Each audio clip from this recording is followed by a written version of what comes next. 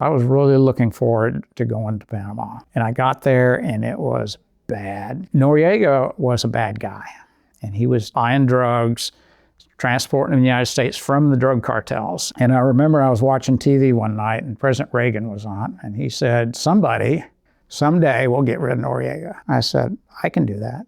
I said, I got an idea. Panama uses US dollars. They do not use Panamanian money. They use American money there. And the money that they get is shipped from the Federal Reserve up to them and through the bank, the military banking facility on base. I said, what we're going to do is we're going to cut off their supply of cash coming in.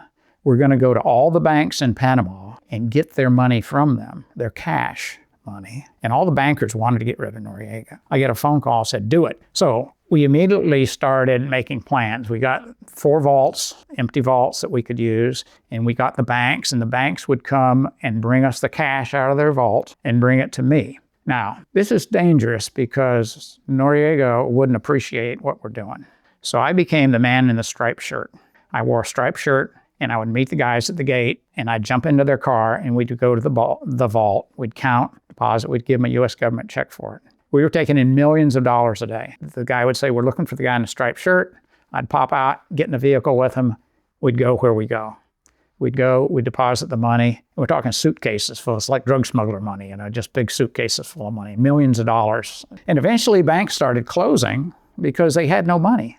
And the grocery stores would bring us their receipts, and they didn't have any money, so they couldn't do anything. And the gas stations were taking money in. And what happened? All the money collapsed into me. And I've got a picture somewhere of my daughter sitting on a stack of $20 bills that'll go to the ceiling. Well, what happened is when people wanted to get paid, they couldn't get paid. And the plan was, when nobody can get paid anything, and they can't go buy groceries, and they can't buy gas, they're going to overthrow Noriega. That was my plan. If you go back to that time frame and look at Time magazine, the covers of Time magazine is the cities are burning and people rioting. It was crazy. By then, George H.W. Bush was president. We just had the Iran-Contra Affair, and they didn't want another U.S. government interfering and overthrowing somebody. So they called us up and said, stop doing it and get all the money back in circulation. Maybe a year later, the invasion occurred. So we moved soldiers, combat soldiers in and took over and got rid of Noriega.